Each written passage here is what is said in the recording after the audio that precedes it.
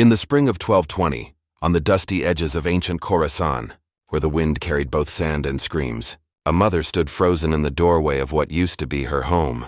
Her hands clutched the splintered wood of the frame so tightly that her knuckles had turned white, bloodless, almost translucent in the harsh midday sun.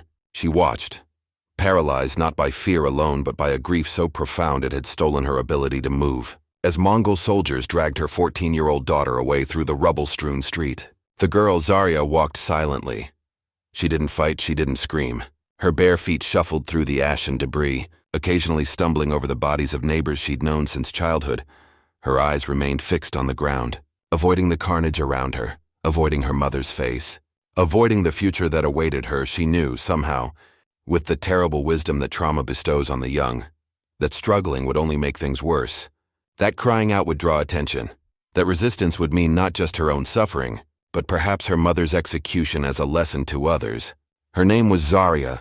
It meant sunrise in the language her people spoke, the language that would soon be forbidden to her. Once, that name had been whispered tenderly in her mother's lullabies, sung over her cradle, called out across the courtyard when dinner was ready. Now, within hours, it would become just another entry in Mongol military records. Age 14, height approximately 5 feet 2 inches, hair dark brown, thick, reaching mid-back, body type slender but healthy, good childbearing hips according to the examining physician, estimated value moderate to high, disposition compliant. Everything about her catalogued with the same bureaucratic precision that the Mongols applied to counting horses, inventorying weapons, or mapping conquered territories. She was no longer Zarya, daughter of Amina and Rashid, sister to young Omar who had been killed in the first wave of the assault, beloved granddaughter, promising weaver, girl who laughed too loudly and sang off-key. She was no longer a daughter, no longer a child with dreams of marriage to the baker's son, of children of her own one day, of learning her grandmother's recipes and passing them to the next generation. She had become inventory. Item 247 in the Khorasan acquisition ledger, a number, a commodity, a reproductive unit to be processed, utilized, and eventually discarded when her usefulness expired. But here's what makes this even more chilling. What most people don't realize when they hear stories of ancient conquests and distant atrocities. Zarya's fate wasn't an isolated tragedy. This wasn't one soldier's crime, one commander's cruelty, one day's chaos in the fog of war. No, this was part of something far larger, far more calculated, far more terrifying in its systematic nature. This was part of an empire-wide system that weaponized the female body with the same strategic precision that the Mongols applied to their cavalry tactics and siege warfare. For the Mongols, conquest wasn't just about seizing land or looting treasure or forcing submission through displays of overwhelming violence. Those were just the surface objectives, the obvious goals that any conquering army pursued. The Mongol approach went deeper, much deeper, into a realm that would make modern military strategists both horrified and grimly impressed. Conquest, in the Mongol understanding, was fundamentally about controlling populations, not just governing them, not just taxing them, not just extracting resources and loyalty. It was about reshaping them, remaking them, ensuring that within 1 or 2 generations, the conquered peoples would become genetically, culturally, and psychologically integrated into the Mongol system so thoroughly that rebellion would become not just difficult, but literally unthinkable. Even motherhood, that most sacred and universal of human experiences, had been transformed into a political resource. The womb itself became a battlefield, a territory to be conquered and controlled. Pregnancy became a weapon. Children became soldiers in a war that their mothers never chose to fight. And all of this massive, systematic campaign of biological warfare, was hidden not in victory chronicles or official histories, not in the poems that celebrated Mongol triumphs or the monuments that memorialized their khans, but in the genetic memory of generations, the captive caravans of the 12th and 13th centuries, those endless columns of women and children that stretched behind the Mongol armies like shadows. Explain why, centuries later, long after the empire had collapsed and its soldiers had turned to dust, genetic studies would reveal traces of Mongol blood in millions across Eurasia, from the Pacific to the Mediterranean, from Siberia to India. The DNA of modern populations carries the signature of those campaigns. Genghis Khan's true power, his lasting legacy, his real genius, if we can use that word for something so monstrous, wasn't just in his military campaigns. It wasn't in his ability to unite the fractious steppe tribes. or in his innovative cavalry tactics, or in his brutal but effective siege strategies. It was in the human legacy he designed with chilling precision. It was an understanding that the most permanent conquest isn't of territory, which can be lost, or of treasure, which can be spent, or even of populations, which can rebel. The most permanent conquest is genetic, biological, inevitable. This is the story of how one man, born into poverty and obscurity, raised in a society where survival meant constant violence, transformed reproduction itself into an imperial tool, and why its echoes, its consequences, its dark inheritance still continues today in ways that most people never realize when they glance at genetic studies or population maps or their own family trees. But to understand how we got here, to truly comprehend the scope and horror and terrible logic of what the Mongols created, we must return to the beginning. We must go back to 1162, to the harsh and unforgiving steppes of Mongolia, where a child named Temujin was born into a world where survival meant taking what someone else had, where kindness was weakness, where mercy was suicide, where every relationship was transactional and every alliance temporary. His tribe, the Borjigan clan, was poor, not just financially struggling or temporarily down on their luck, but genuinely impoverished by the brutal standards of steppe life. They were marginalized, pushed to the edges of better grazing lands by more powerful groups, constantly harassed and raided by stronger clans who took their horses, their livestock, their women, their dignity. They lived on the scraps that more powerful tribes left behind, always one bad winter or one successful raid away from extinction. When Temujin was only 9 years old, still a child by any reasonable standard, still dependent on adults for survival and protection, his father Yasuge was poisoned by rival Tatar tribesmen at what was supposed to be a peaceful feast. The death wasn't quick or clean.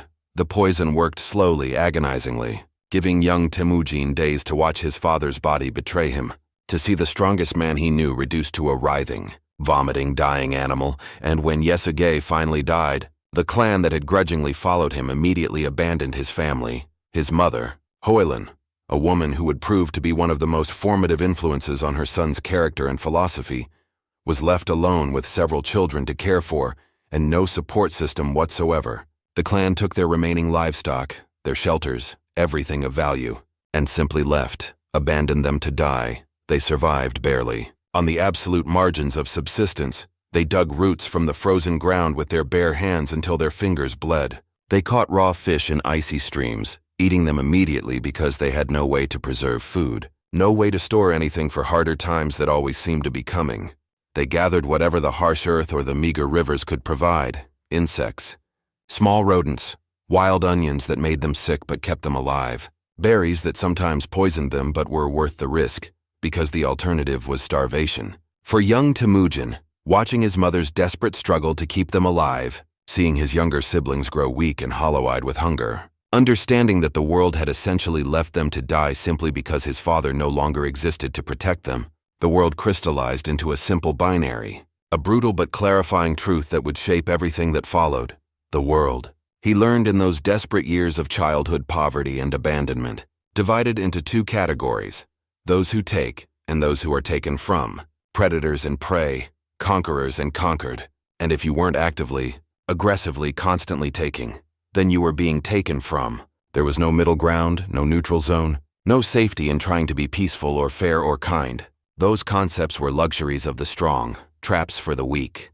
At 16, an age when he was just beginning to build some small measure of security and power, through alliances and carefully planned marriages, Temujin faced his first defining loss.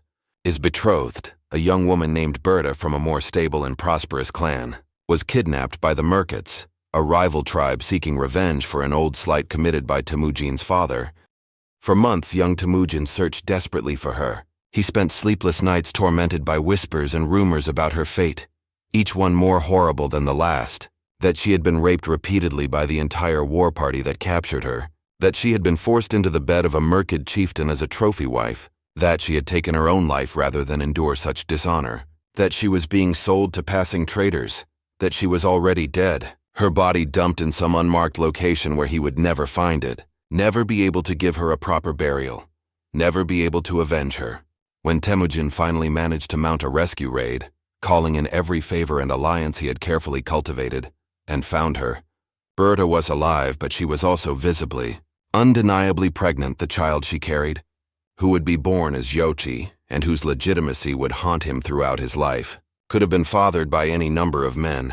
Temujin would never know whose seed had taken root in his wife's womb during those months of captivity, never know which of his enemies had touched her, violated her, left his mark inside her body. Most men, in that brutal culture and unforgiving time, would have simply killed Berta or abandoned her. Taken wives were considered tainted, ruined, worthless. Their children were bastards, unworthy of inheritance or respect.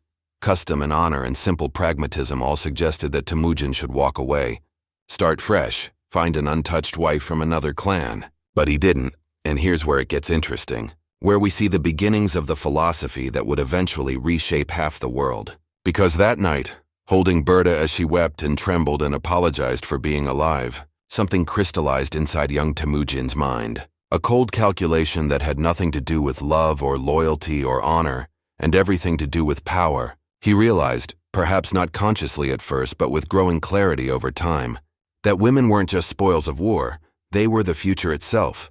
Every child that grew in a woman's womb was a potential soldier, a potential wife producing more soldiers, a vector for spreading influence in genes and culture across generations. And whoever controlled that future, whoever controlled reproduction itself, wouldn't just conquer nations, they would become nations. Think about what that means for a moment.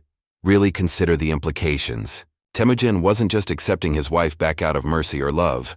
He was having a revelation about the nature of power itself.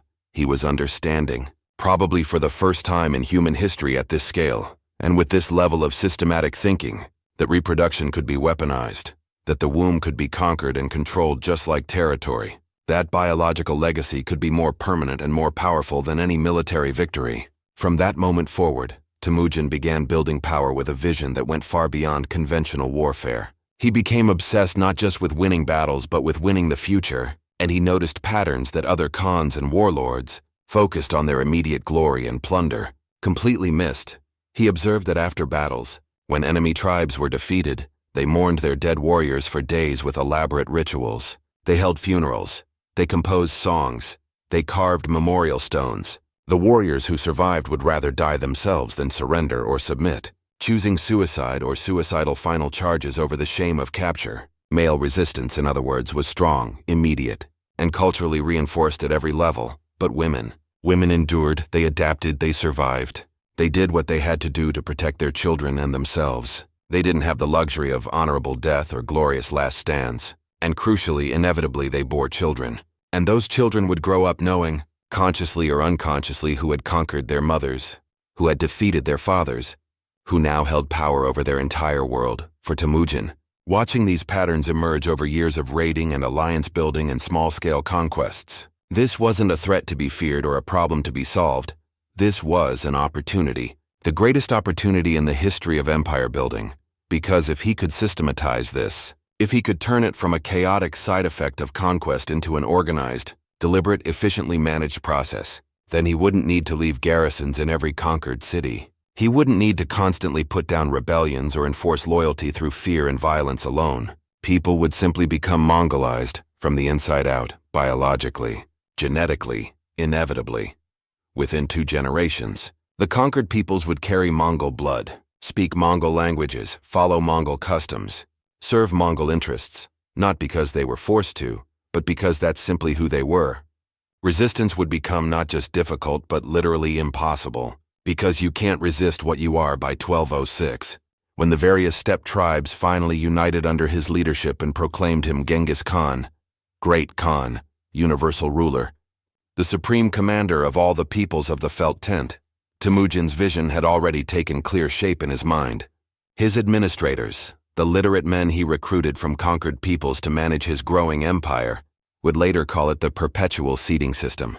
Some called it the continuous integration protocol.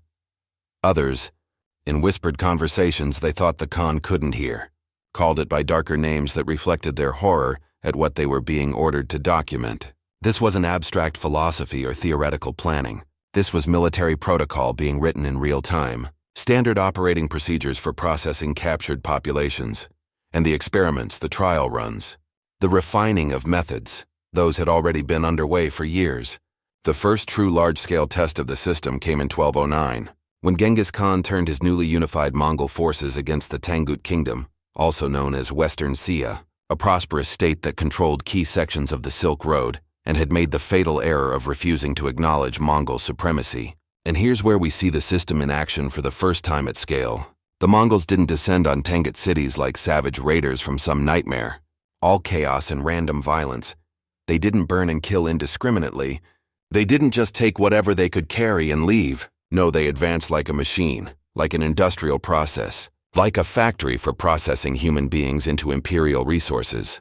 Alongside the warriors, the famous Mongol cavalry with their composite bows and devastating tactics, rode other specialists. Scribes with stacks of blank parchment and fresh ink, ready to record every detail. Administrators who had spent years developing classification systems and processing protocols. And, perhaps most chillingly, doctors. Physicians who had been specifically trained in female anatomy, in reproductive systems, in how to evaluate fertility and health with clinical precision, weeks before the siege even began. Before the first arrow was loosed or the first wall was scaled, Mongol spies infiltrated Tangut cities. They didn't just gather military intelligence about garrison strength or food supplies or defensive weak points, though they did that too. They conducted secret censuses focused entirely on the female population. How many women lived in each district? What were their ages? Could they be sorted into useful reproductive categories?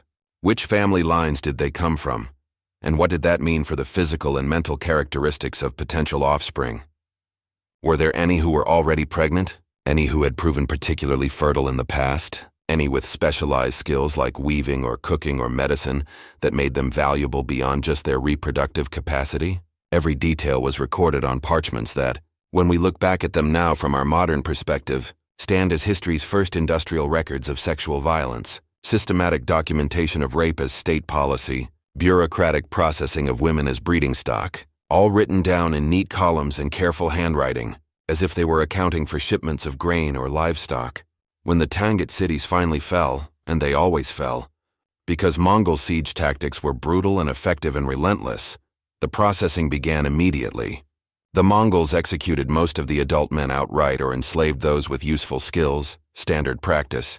But women were separated with surgical precision into distinct categories that the Mongols had been refining for years. Primary reproduction units, women aged 14 to 30, with no visible physical defects, no obvious signs of disease, height and build suitable for childbearing, face and body shape that fit Mongol aesthetic preferences, because the children they would bear needed to look Mongol enough to be accepted into the empire without question. These women represented the highest value, the premium stock. Secondary reproduction units, women aged 31 to 40, preferably those who had already successfully borne children and proven their fertility. They weren't as valuable as the younger women, but they were still useful, still productive, still worth the resources required to transport and maintain them. They would be assigned to lower-ranking officers or used in frontier regions where the risk of rebellion made quick integration particularly valuable. Disposables, girls under 14, women over 40, anyone with visible illness or disability. These categories had no value in the Mongol system. They consumed resources without producing useful offspring. They were, in the coldest possible calculation, not worth the food and water required to keep them alive during the long marches.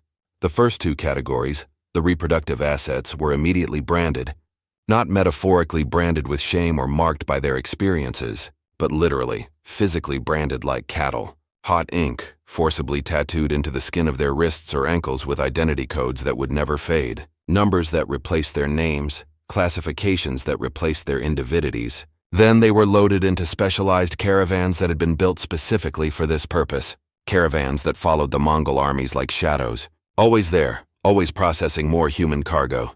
The third category, the disposables, simply vanished. No records were kept of their fates. No one counted their bodies or marked their graves. They became unpersons, erased from history as thoroughly as if they had never existed. And that erasure was itself a deliberate policy choice, a way of ensuring that no one could later point to specific numbers and make the crime seem real and concrete. These caravans that now stretched behind the Mongol armies were unlike anything the world had seen before. They weren't just groups of prisoners being marched to some distant market or work camp. They were rolling processing facilities designed with terrifying ingenuity, specifically for handling human beings as industrial inputs, long trains of covered wagons, each serving a specific function in the system. Wooden cages on wheels, their bars close enough together that the women inside couldn't escape, but far enough apart that guards could easily see inside to prevent suicide or resistance. The interiors were divided into compartments that separated women by category and stage. Newly captured women were kept in their own section, isolated from those who had already been processed. The Mongols had learned that new captives, still in shock from what they'd witnessed and experienced, could be more easily controlled if they weren't exposed to women who had already spent months or years in the system and might pass along strategies for resistance or information about what was coming. Those already pregnant occupied another section, their conditions carefully monitored by the traveling physicians. The Mongols couldn't afford to lose offspring through miscarriage or complications, so pregnant women received marginally better food and medical attention, not out of compassion, but as a practical matter of protecting valuable assets. One wagon was specifically designated for women who had recently given birth, where they would recover just enough to survive before being moved back into the reproductive cycle. Mothers and infants were kept together initially, again, not from kindness, but because the Mongols had discovered that abrupt separation too early often resulted in the mother's death or permanent psychological break, which wasted the investment made in bringing her this far. Yet another wagon imprisoned those who had been deemed infertile, women who had gone months or years in the system without becoming pregnant despite regular forced breeding attempts. These women awaited gradual elimination. They consumed resources without producing offspring, so they would be kept alive only until the caravan reached a suitable location for disposal where their deaths wouldn't slow down the army's movement. The Mongol doctors who traveled with these caravans conducted experiments that would make modern medical ethicists recoil in horror. They tested various herbal mixtures claiming to accelerate ovulation or increase the chance of twins. They developed specialized diets that supposedly enhanced fertility, heavy in certain animal fats and organs, supplemented with plants gathered along the route. They even attempted crude surgical interventions to correct perceived reproductive problems, operating on conscious women with no anesthesia beyond alcohol or opium when available. Women in this system were no longer human beings with inherent dignity and rights. They were breeding stock to be optimized for maximum output, and every aspect of the system reflected that brutal reduction of humanity to utility. The bureaucracy was merciless in its thoroughness. Every rape was recorded in the daily logs. Every pregnancy was documented with expected due dates and assessments of the father's rank and bloodline. Every birth was classified according to complex criteria that evaluated the infant's value to the empire. Babies born into this nightmare faced their own sorting process within hours of birth. Mongol physicians and administrators would examine each newborn, checking for physical characteristics that marked them as sufficiently Mongol. Did they have the epicanthic fold, the right cheekbone structure, straight black hair, a certain body build? Infants judged to have enough Mongol features were taken from their mothers almost immediately. Another practical decision based on the observation that removing infants early, before strong maternal bonds fully formed, made the mothers more tractable and easier to impregnate again quickly. These babies would be raised in Mongol households, adopted into the tribe, trained from birth to be Mongol in language and culture and loyalty. But the babies who didn't pass inspection, those who looked too much like their conquered fathers' peoples, those who carried visible defects or seemed weak or sickly, they were eliminated within days of birth, usually through exposure or suffocation. Quick methods that left no marks and required no explanation in the records beyond a simple notation. Offspring unsuitable. Disposed. Women lost their names the day they were captured. From that moment forward, they existed only as numbers in the Mongol records, identity codes that included their origin point, their physical classification, their reproductive history, their estimated value. Some desperate mothers tried to preserve their identities by whispering their real names to their babies before those babies were taken away, hoping that somehow, somewhere the sound would survive, that someone would remember who they had been. Others carved marks into their own skin in hidden places, inside thighs, under breasts, on scalps beneath hair, creating secret inscriptions that reminded them of their real identities. Small acts of resistance against the system's attempt to erase them completely. But the system crushed individuality with terrifying efficiency. Within a single generation, within just a few years in many cases, These women had become hollowed-out shadows of themselves, walking bodies whose spirits had been systematically broken. Resistance, of course, existed. Human beings don't simply accept their own destruction without fighting back, even when resistance seems hopeless. But the Mongols had protocols for every form of resistance.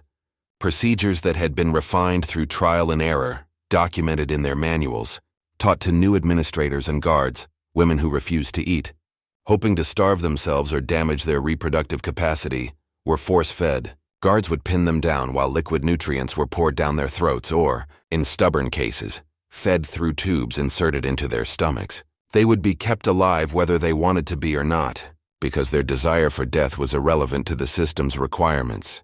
Those who attempted to induce abortions through various methods, throwing themselves down, inserting foreign objects, consuming herbs known to terminate pregnancies, were placed under constant surveillance.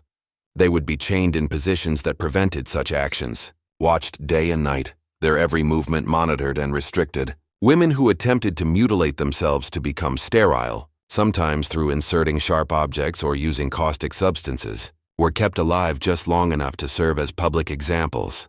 They would be displayed to other captives as warnings. This is what happens when you resist. The creative cruelty of their punishments served as deterrence, carefully calibrated to terrify without providing the escape of quick death.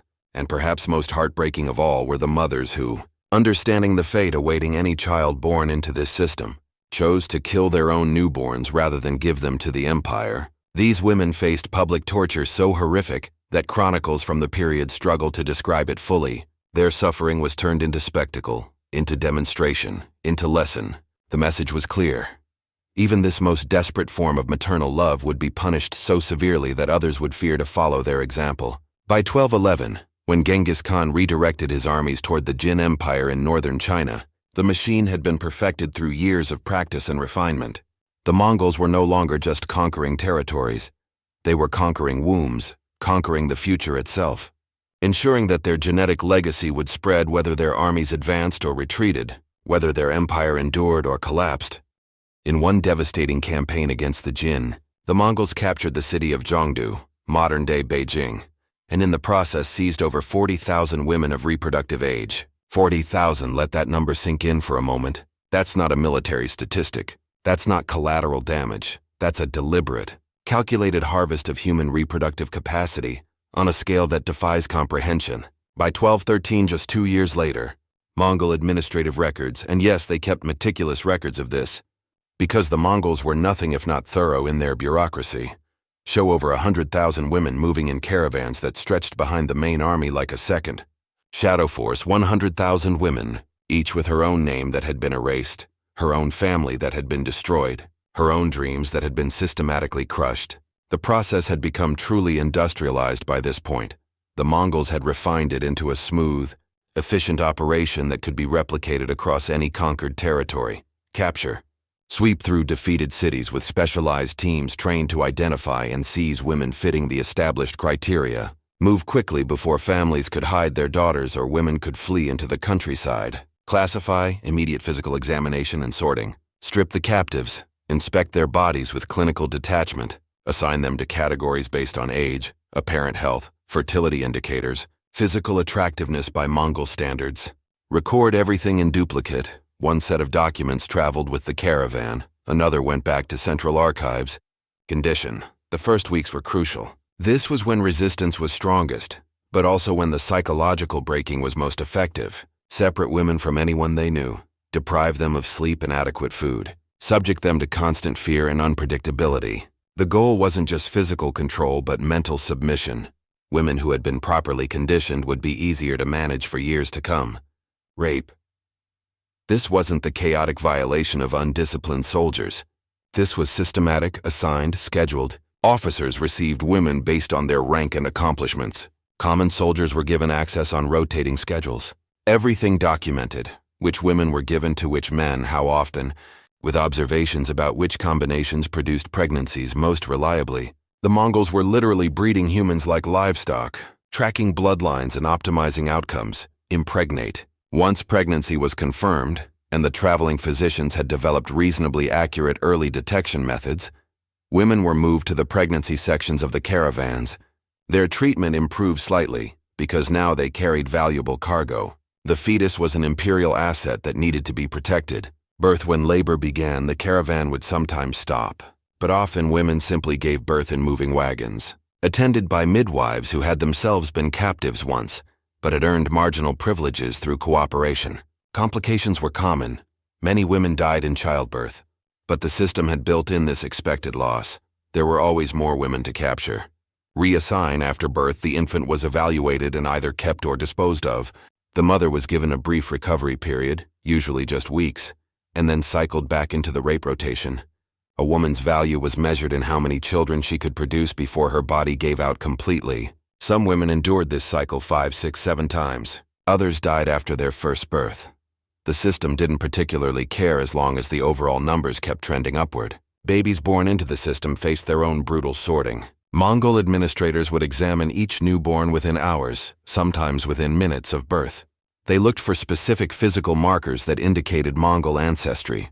The epicanthic fold that gave East Asian eyes their distinctive appearance, certain cheekbone structures, straight black hair, particular body proportions. Infants who passed this inspection were immediately taken from their mothers. This wasn't cruelty for its own sake, though it certainly was cruel. It was based on careful observation and cold calculation. The Mongols had discovered that if you separated mother and child quickly, before the maternal bond fully solidified, 2 useful things happened. First, the mother fell into a depression that made her more passive and controllable. Second, her body would typically resume ovulation more quickly, making her available for reimpregnation sooner. These approved babies were given to Mongol families to raise. They would grow up speaking Mongolian as their first and only language, following Mongol customs, worshipping Mongol spiritual traditions, serving Mongol interests. They would have no memory of their mothers, no knowledge of their true heritage. They were in effect Mongolized at birth. Perfect instruments of cultural genocide. But what about the babies who didn't pass inspection? Those who looked too much like their conquered fathers' peoples, too Persian, too Chinese, too Slavic, too anything other than Mongol? Those who were born with physical defects or seemed weak or sickly. The disposition of these infants was noted in the records with chilling brevity. Offspring unsuitable, disposed. The methods varied. Sometimes exposure. The infant would be left outside overnight in the cold and would simply not wake up the next morning. Sometimes suffocation with a cloth over the face, quick and leaving minimal evidence. Sometimes they were simply added to the next mass grave that was dug when the caravan had accumulated too many bodies. No ceremonies, no prayers, no acknowledgement that these had been human lives, however brief. The women who bore these rejected children faced a special kind of torture. They had endured pregnancy, 9 months of carrying a life inside them, all the physical discomfort and fear and pain that entailed. They had survived childbirth in primitive conditions with inadequate care. They had, despite everything, often felt that primal maternal connection the moment they held their newborn. And then, within hours or days, that child would be taken and killed. Sometimes they would hear the crying stop. Sometimes they would see the tiny body being carried away. And then they would be cleaned up, given a few weeks to heal, and put back into the rape rotation to start the whole process over again. Women in this nightmare lost their names the day they were captured. This wasn't metaphorical, it was literal policy. From the moment of classification, a woman was referred to only by her identification number. Something like Khorasan Acquisition 247. Primary unit, height 157, age 14, brown, value moderate high. That number was often tattooed or branded onto her body, usually the wrist or ankle where it would be easily visible for quick identification, but wouldn't interfere with her reproductive utility. Some women also had their origin points marked, a symbol or character indicating which conquered city or region they had come from. This served practical purposes. It helped prevent inbreeding by tracking bloodlines, and it allowed administrators to make notes about which populations produced the most desirable offspring. Some women tried desperately to preserve their identities in small, secret ways. Mothers would whisper their real names into their babies' ears in those brief hours or days before the children were taken, hoping somehow that the name would survive, would be remembered, would mean that they had existed as someone rather than something. Remember, they would whisper in languages that would soon be forbidden. Remember that your mother's name was Zarya, was May, was Anastasia, was Fatima. Remember that you had a grandmother who sang you songs. Remember that there was love before there was only this. Others carved marks into their own skin in places where guards and administrators wouldn't see them. Inside thighs, under breasts, on the scalp, beneath hair. Tiny scratches that formed letters or symbols from their native languages. Secret inscriptions that reminded them who they had been before they became numbers. A woman might trace these marks with her fingers in the dark, whispering her real name to herself, fighting desperately to hold on to some core of selfhood that the system was trying to erase. Some developed elaborate mental exercises, memory palaces built in their minds where they could preserve their pasts. They would recall in excruciating detail the layout of their childhood homes, the faces of lost family members, recipes for traditional foods, lyrics to songs in languages they were no longer allowed to speak. These mental constructions became sanctuaries, places where they could retreat when the physical reality became unbearable. But the system crushed individuality with terrifying efficiency. The Mongols understood psychology in ways that were remarkably sophisticated for their era. They knew that human beings need identity, need connection, need meaning in order to maintain their will to resist. So the system was designed specifically to strip away all of those things. Women were deliberately moved between different caravans, so they couldn't form lasting bonds with others. Just when you might start to trust someone, start to develop a friendship that could provide emotional support and possibly coordinate resistance, you would be transferred to a different group among strangers, having to start over. Any conversations in non-Mongol languages were harshly punished. The guards might not understand what was being said, but they understood that letting captives communicate in their native tongues allowed them to preserve culture and identity, so it was forbidden. Within a single generation, sometimes within just a few years for women who had been captured young, these human beings had become hollowed-out shadows of themselves, walking bodies that performed their assigned functions, but whose spirits had been systematically, methodically broken. Some simply stopped speaking altogether, retreating into silence as the only space the system couldn't fully control. Others developed a kind of dissociation, a psychological splitting where part of them went somewhere else during the violations, while their bodies remained present and compliant. The Mongol administrators noted these changes with the same clinical detachment they applied to everything else. Extended captivity increases compliance rates, one document observes. Subjects become progressively less resistant to assigned tasks over time.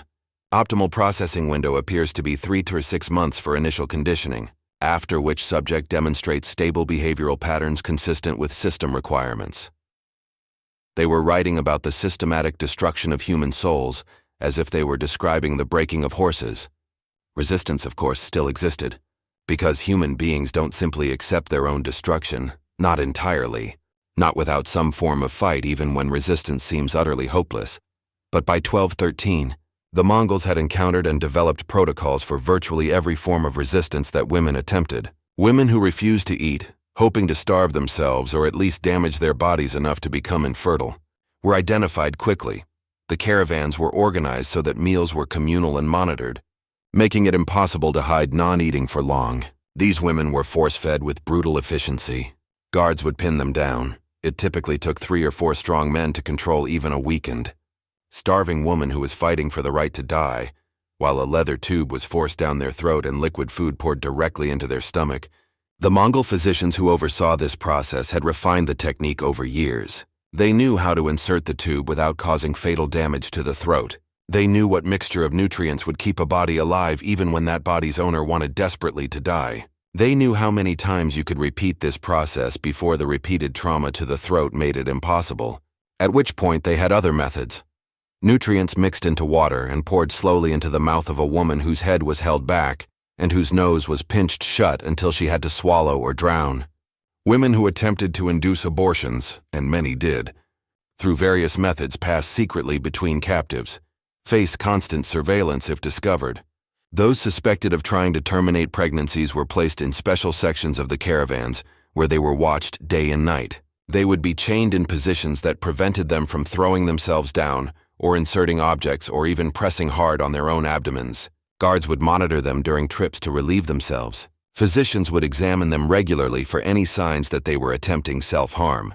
The punishment for a successful abortion was severe enough to deter most women from trying. Not death. Death would be mercy, and the Mongols understood that mercy defeated the purpose of punishment. Instead, women who successfully aborted would be subjected to public torture, designed to maximize suffering while keeping them alive. Then they would be placed back into the system, their damaged bodies expected to perform the same functions as before. The message was clear. You don't even have the right to control what happens inside your own body. Women who attempted to mutilate themselves to become sterile, and some did, in desperate acts that are painful even to describe, inserting sharp objects, using caustic substances found in cleaning supplies, inflicting internal injuries deliberately, were kept alive specifically to serve as warnings to others. They would be displayed to new captives or to sections of the caravan where resistance seemed to be forming. This is what happens, the guards would say, gesturing to women whose bodies had been destroyed by their own hands, but who were being kept alive through force-feeding and medical intervention. When you try to escape your purpose, you can damage yourself, but we will keep you breathing. You will suffer and serve no function, but you will not have the release of death. These displays were horrifically effective. Women who saw what happened to those who had tried to destroy their fertility usually abandoned such plans. Better to endure the system, the thinking went, than to end up in that state, neither alive nor dead, just suffering indefinitely with no purpose and no hope. And then there were the mothers who, understanding the fate that awaited any child born into this system, chose to kill their own newborns rather than allow them to either be raised as Mongols or disposed of as unsuitable. These women, the Mongols understood, represented the most dangerous form of resistance because they attacked the system at its core purpose. A woman who would kill her own child rather than contribute to the empire's expansion was someone whose spirit hadn't been adequately broken, and whose actions might inspire others. The punishment for infanticide was therefore designed to be unforgettable. The woman would be kept alive for days, sometimes weeks, subjected to tortures that the Mongol administrators had learned from various conquered peoples and refined into a science. The specific methods varied, but the goal was always the same: create a spectacle of suffering so extreme that every other woman in the caravan system would hear about it and would be haunted by the knowledge that this could happen to them. Sometimes these punishments would be carried out in public, with large groups of captive women forced to watch. Other times, the tortures would happen in a tent or wagon while the sounds carried throughout the caravan, the screaming and begging serving as audio warnings that needed no visual component to be effective. And sometimes, most cruelly, the woman would be kept alive but made to watch as the same punishment was inflicted on other women who had been randomly selected, teaching her that her resistance hadn't just harmed herself but had brought suffering to innocent others. The psychological sophistication of these punishments is genuinely chilling when you examine it closely. The Mongols understood that humans are social creatures who form bonds and feel empathy, so they weaponized those very qualities against captives. They understood that people can often endure suffering themselves but break when forced to watch others suffer on their behalf. They understood that guilt and shame and fear could be more effective control mechanisms than physical restraints. By 1215, the caravan system had expanded to such a massive scale that it required its own dedicated logistics network, completely separate from the military supply chains. Special supply depots were established along common routes specifically to service the caravans. These weren't just storage facilities for food and water, though they certainly included those practical necessities. They were processing stations where women could be sorted, where pregnancies could be confirmed or terminated, where births could be managed, where the infirm could be eliminated and replaced with newly captured women from recent conquests. Mobile hospitals traveled with the larger caravans, if we can even call them hospitals when their purpose was so twisted. These were medical facilities staffed by physicians who had been captured from various conquered peoples and forced to apply their healing knowledge to the task of keeping reproductive assets functional. Chinese doctors who had spent years studying herbal medicine, Persian physicians trained in surgery, Arabic scholars who understood anatomy and physiology, all of them now working to serve the system that had destroyed their own peoples. These doctors conducted experiments that would be considered war crimes by any modern standard. They tested herbal compounds on captive women to see which ones genuinely increased fertility versus which ones were merely traditional superstitions. They tried surgical interventions to correct perceived reproductive problems, operating on conscious women with crude tools and no anesthesia beyond alcohol, learning through trial and error on bodies that could be disposed of if the experiment failed. They developed sophisticated techniques for inducing early labor when administrative needs required it. If a caravan needed to move quickly and couldn't wait for natural birth timing, the physicians could trigger labor with combinations of physical manipulation and herbal inducement. They learned how to keep women alive through multiple difficult pregnancies, treating complications not out of compassion, but because each woman represented a significant investment that shouldn't be wasted prematurely. One particularly disturbing set of records describes experiments with trying to increase the rate of twin and triplet births. The Mongols had observed that some women naturally bore multiples and were very interested in whether this could be induced artificially. Physicians tried various combinations of hormonal herbs, dietary modifications, even physical manipulations of the uterus during early pregnancy. Most of these experiments failed, often killing both the mother and the fetuses, but the research continued. Because even a small increase in multiple births across tens of thousands of women would significantly expand the Mongol genetic presence. The caravans themselves evolved into what can only be described as mobile cities of horror. The largest ones might stretch for miles when fully deployed, containing thousands of women at various stages of the processing cycle. Each caravan was organized with precise divisions that reflected the industrial nature of the operation. Initial capture section, where newly acquired women were held immediately after capture. This area was heavily guarded because resistance was highest here. Women in this section were kept in the worst conditions, deliberately as part of the conditioning process. Minimal food and water, no shelter from weather, constant fear and uncertainty. The goal was to break their spirit quickly before moving them deeper into the system. Classification section, where physicians and administrators conducted detailed examinations, recorded physical characteristics, assessed reproductive potential, and assigned women to their categories. This process could take hours for each woman and was deliberately humiliating. They were stripped naked, examined intimately, measured and weighed, sometimes photographed or sketched for the records. The examination itself was another form of conditioning, teaching women that their bodies were no longer their own. Primary conditioning section, for women aged 14 to 25 who had been classified as highest value. This is where the systematic rape began, where women were assigned to officers or rotating groups of soldiers according to established schedules. Women typically spent several months in this section until they became pregnant or, if pregnancy didn't occur, until they were reclassified as potentially infertile. Early pregnancy section, where confirmed pregnancies in the first and second trimesters were monitored. Conditions improved marginally here. Better food, some medical attention, slightly less crowded quarters. Not because the Mongols cared about the women, but because they cared about the fetuses those women carried. Late pregnancy and birth section, where women in their third trimester waited for labor and where births were attended by the caravan midwives and physicians.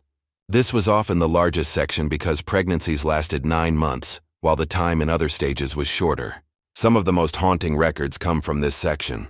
Logs of births, infant disposals, maternal deaths, all recorded with clinical detachment. Postpartum recovery section, where women spent a brief period after giving birth, usually just 2-4 weeks, before being cycled back into the rape rotation.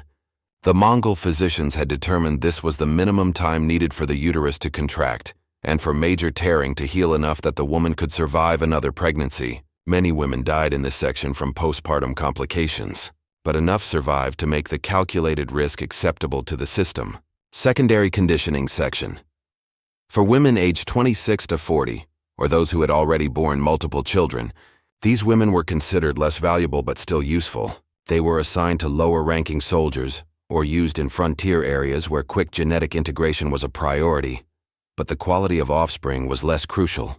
Medical intervention section, where women with complications, difficult pregnancies, birth injuries, infections were treated if the physicians thought they could be returned to functionality. If treatment was judged unlikely to succeed or too resource-intensive, women from this section would be quietly moved to the elimination queue. Infertility assessment section, for women who had been in the system for extended periods without becoming pregnant. They would be kept here while physicians tried various interventions to trigger pregnancy. After a certain point, usually 6 months to a year, women who still hadn't conceived would be declared infertile and scheduled for disposal. Elimination holding section, the darkest part of the caravans. Though in a system this dark that's saying something, this is where women who had been deemed no longer useful were held until the caravan reached a suitable location for mass disposal. They received minimal food and water, just enough to keep them alive until the digging was done. Many women in this section were so broken by this point that they didn't even try to escape. They simply waited for death with hollow eyes and empty expressions. Each section had its own administrators who reported to section chiefs who reported to the caravan commander, who reported back to central military leadership. The Mongols were building an empire, and empires run on bureaucracy. Every woman was tracked through the system. Every pregnancy was documented. Every birth was recorded. Every disposal was noted. The paper trail of this genocide was extensive and thorough. And here's something that should make modern readers deeply uncomfortable. Some of these documents still exist. In archives in Mongolia, China, and Central Asia, there are surviving records from the caravan system. Fragmented and incomplete, to be sure, much was lost over the centuries, and much was probably deliberately destroyed by later generations who were ashamed of what their ancestors had done. But enough remains to confirm that this wasn't legend or exaggeration or anti-Mongol propaganda. This was real. This happened. These were the actual administrative procedures of a massive organized system of sexual violence and reproductive control. Researchers who have studied these documents describe the experience as deeply disturbing. One historian wrote, "Reading these records is like discovering the instruction manual for a genocide factory. Everything is described in such mundane administrative language, as if they were documenting grain storage rather than the systematic destruction of human beings. The bureaucratic tone somehow makes it even more horrifying because it reveals how normalized this had become. It wasn't seen as aberrant or exceptional. It was just how the empire operated. By 1219, when Genghis Khan turned his full attention to the Khwarezmian Empire, he tied a massive campaign that would bring the Mongol system to Persia and Central Asia on an unprecedented scale. The caravan network had become so large and complex that it essentially functioned as a separate branch of the Mongol military. The caravans had their own supply chains, their own command structures, their own specialized personnel. They were, in effect, a parallel empire devoted entirely to biological warfare. The Khwarezmian campaign would prove to be the most devastating application of the system yet. The Mongols weren't just angry at this empire, they were enraged. The Shah of Khwarezm had made the catastrophic error of executing Mongol ambassadors. An insult that Genghis Khan took extremely personally. The retaliation would be apocalyptic, and the systematic processing of captured women would reach its most refined and ruthless form. When the Mongols descended on cities like Bukhara, Samarkand, Merv, and Nishapur, they brought with them not just warriors, but a fully developed industrial system for processing populations. Intelligence networks had spent months gathering detailed information about these cities. They knew which families were wealthiest and most influential. They knew which women were considered most beautiful by local standards. They knew the ethnic and tribal compositions of different neighborhoods. All of this information would be used to maximize the efficiency of the sorting and integration process. The siege and capture of Bukhara provides a particularly well-documented example of the system in action. When the city fell in 1220 after a brief siege, the Mongol administrators had already prepared detailed processing protocols based on the intelligence they'd gathered. The male population was largely executed. Scholars estimate that tens of thousands were killed in the first days after the city's surrender. But the women were processed with terrifying precision. Families were separated with surgical efficiency. Mongol teams would sweep through captured neighborhoods, going house to house with checklists. They knew which families had daughters of the appropriate age. They had sketches or descriptions of particularly desirable women who had been identified ahead of time. Within hours of the city's fall, thousands of women and girls had been rounded up and sorted into the established categories. But here's where the system showed its true sophistication. The Mongols had learned that simply taking women and immediately subjecting them to brutal treatment often resulted in mass suicides or resistance that required excessive force to suppress. So they had developed a more subtle initial approach for high-value targets. Women from wealthy or influential families, those who represented not just reproductive capacity but also political utility, were initially treated with relative courtesy.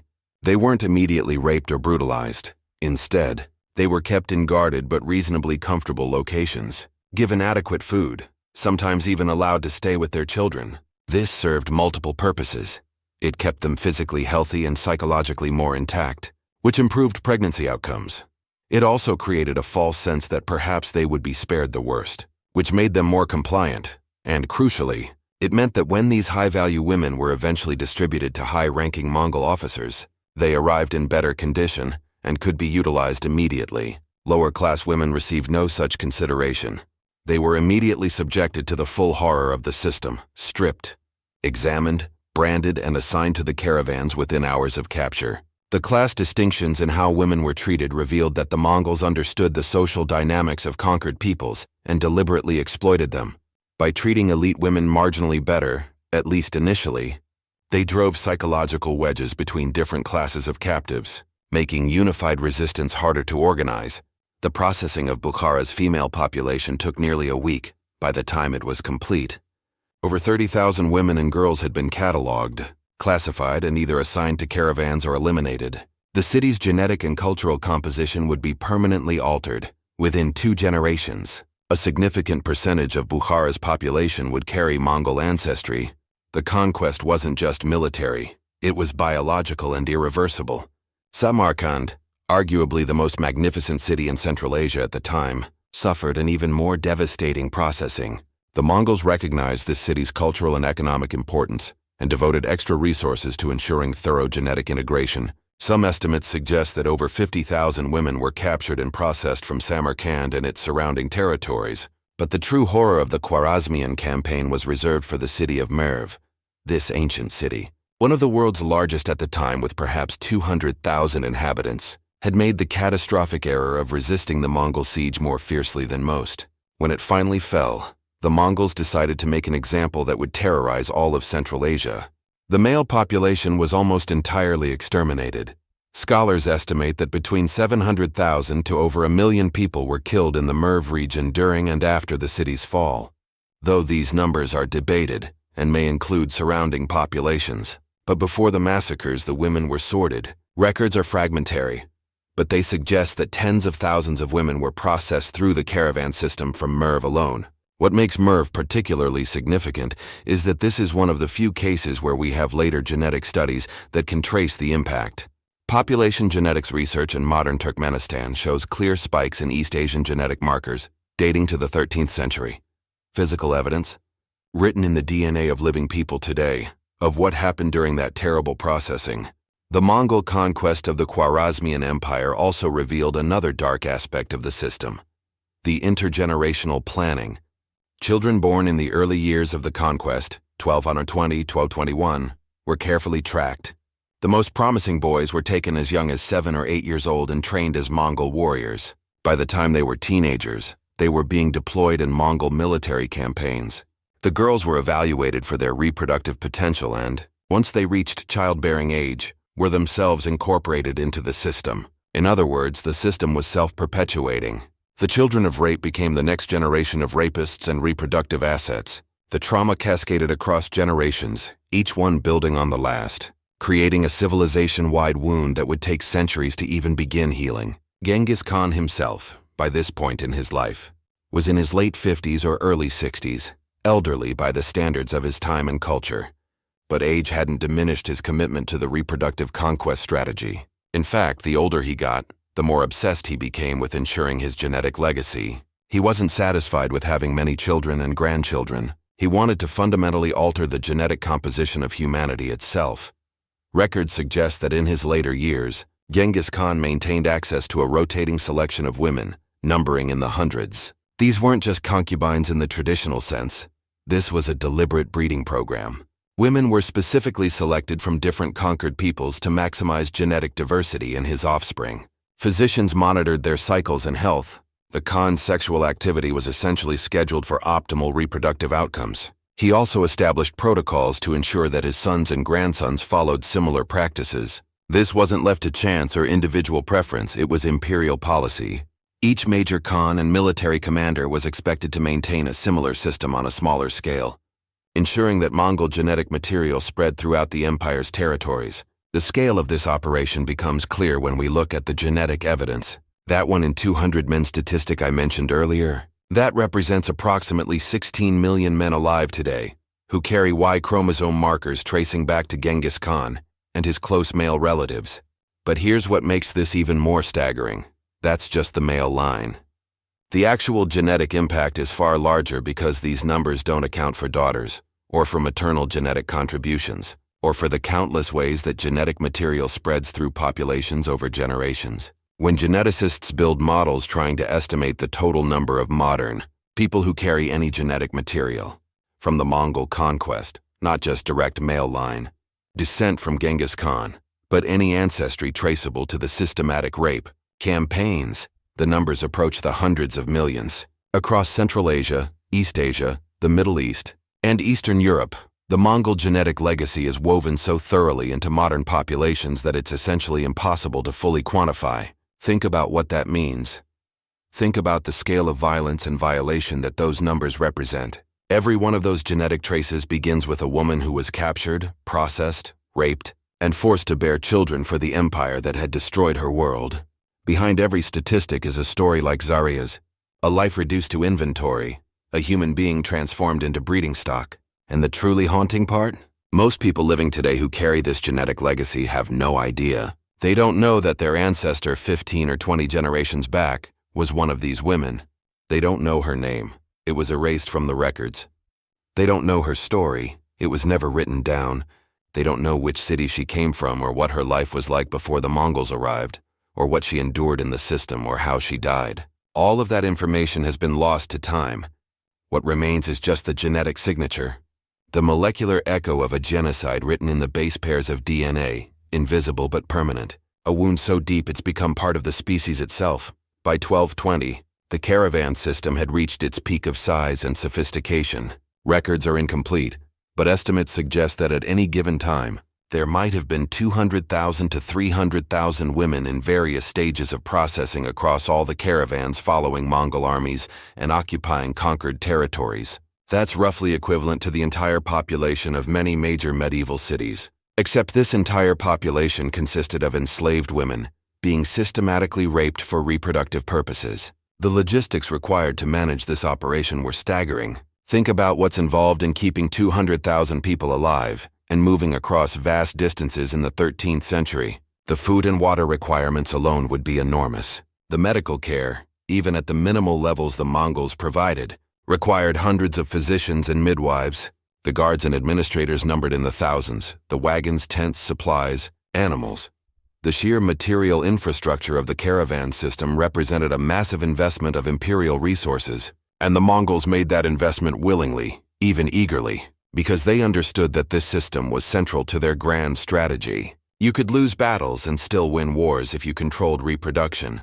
You could retreat from territories and still conquer them eventually if your genes were spreading through the population. The caravans weren't a side effect of conquest. They were the point of conquest. The empire built dedicated supply stations along major routes specifically to service the caravan network. These weren't simple way stations. They were substantial installations with granaries, medical facilities, administrative centers, and disposal sites. At these stations, caravans would stop for several days to resupply, to sort new captives who had been collected by local garrisons, to eliminate women who had become too sick or unproductive to justify continued maintenance, and to conduct administrative audits ensuring that all records were properly maintained.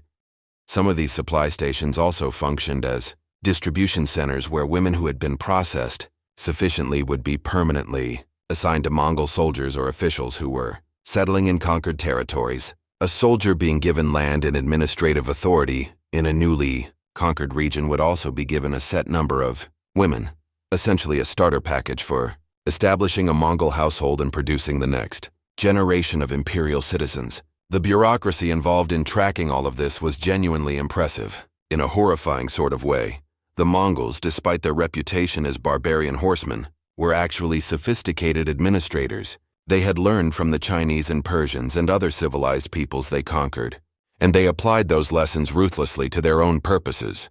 Every woman in the system had a file, not a metaphorical file, an actual physical document that traveled with her through the system and was updated at regular intervals. This file would contain her initial classification data, her reproductive history, dates of pregnancies, births, complications, disposals of offspring, her current assignment, notes from physicians about her health status and estimated remaining productivity, and eventually the circumstances of her death or final disposition. These files were organized by caravan and by section within each caravan.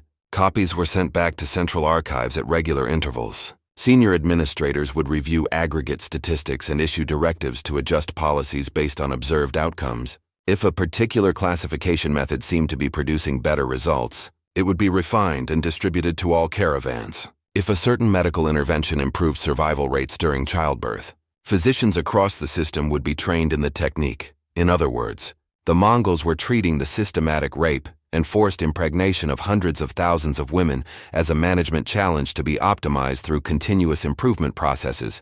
They were applying early versions of what we might now recognize as quality control, process optimization, and data-driven decision-making to genocide. Some of the documents that have survived are almost impossible to read without feeling physically ill. Here's an excerpt from one administrative report, translated from Middle Mongolian.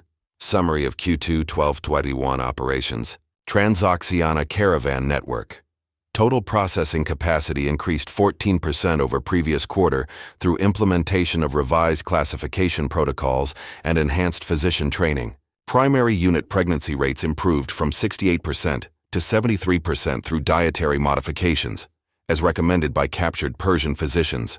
Disposal rates decreased slightly, 11% versus 13% previous quarter, primarily due to reduced complications during childbirth following implementation of new midwife procedures. It goes on like that for pages, clinical, detailed, treating human suffering as production metrics. The true horror of these documents isn't just in what they say, it's in what they reveal about the people who wrote them. These weren't monsters in the cartoon sense, slavering villains who took sadistic pleasure in cruelty. They were administrators doing their jobs, physicians applying their medical knowledge, scribes maintaining accurate records, all of them functioning within a system that had normalized the systematic destruction of human dignity to such an extent that it could be discussed in quarterly reports using the language of bureaucratic efficiency. This is what Hannah Arendt would later call the banality of evil. Except it was happening 6 centuries before she coined the term.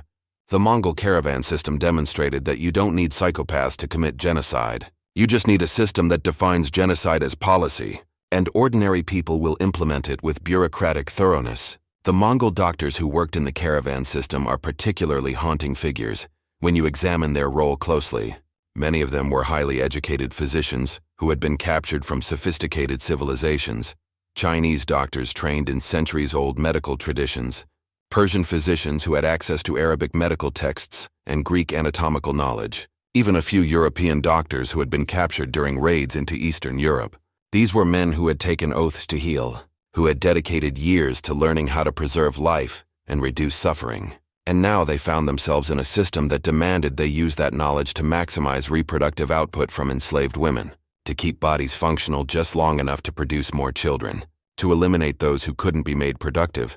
Some resisted, at least initially. There are fragmentary records of physicians who refused to cooperate and were executed as examples, but most, faced with the choice between collaboration and death, chose to collaborate. And once you start making those compromises, once you start applying your healing knowledge to purposes that fundamentally betray everything medicine is supposed to stand for, each subsequent step becomes easier. The doctors convinced themselves they were reducing suffering. If we didn't manage the births, more women would die in childbirth, they told themselves. If we didn't treat infections, the suffering would be even worse. They built elaborate rationalizations for why their participation was actually merciful, actually helpful, actually the lesser evil in an impossible situation. But here's the thing, the system couldn't have functioned without them. Without physicians monitoring pregnancies, treating complications, determining which women were still fertile and which could be disposed of, the whole operation would have collapsed into chaos. The doctors weren't reducing the system's harm. They were making it possible.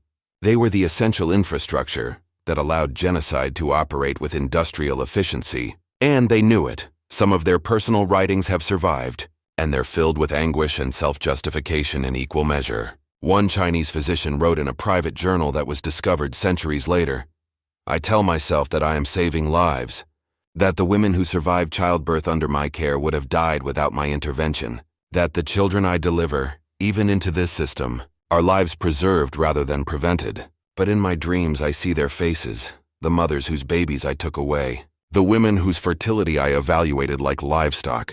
I have become something my ancestors would not recognize. I have taken the art of healing and twisted it into an instrument of empire. When I die, will the lives I saved outweigh the system I enabled? I fear I already know the answer. The physicians weren't alone in this moral corruption. The scribes and administrators who kept the records, the guards who prevented escapes, the midwives who assisted in births, the cooks who prepared food. Everyone involved in the caravan system faced similar rationalizations and compromises. Each person could tell themselves they were just doing their small part, just following orders, just trying to survive in impossible circumstances. And collectively, all of those small compromises, all of those individual rationalizations, created a machine that processed human beings with industrial efficiency. By 1223, the caravan system had evolved to include what we might now recognize as psychological warfare techniques that were remarkably sophisticated for their time. The Mongols had learned through years of observation and experimentation that breaking a woman's spirit was just as important as controlling her body, and often more effective in the long run. New captives would be deliberately exposed to the worst aspects of the system immediately, not out of random cruelty, but as a calculated shock tactic. They would be forced to witness public punishments of women who had resisted. They would be walked past the disposal sites where bodies were being buried. They would hear the screams from the medical wagons where physicians were conducting examinations or procedures. All of this was designed to create a sense of helplessness and inevitability, to make resistance seem pointless before it could even begin. But the Mongols had also learned that constant brutality could be counterproductive. Women who were pushed too far would sometimes become suicidal or catatonic, reducing their value to the system. So there was a careful calibration of terror and false hope, punishment and occasional small kindnesses, designed to keep captives in a state of confused compliance. Women who cooperated would receive marginally better food. Those who became pregnant quickly would get slightly cleaner sleeping areas. Captives who helped control other women, informing on planned resistance or assisting with medical procedures, might earn small privileges.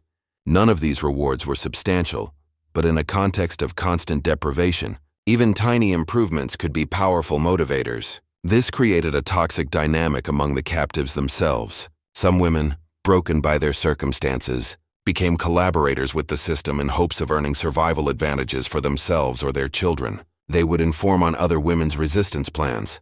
They would help guards identify troublemakers.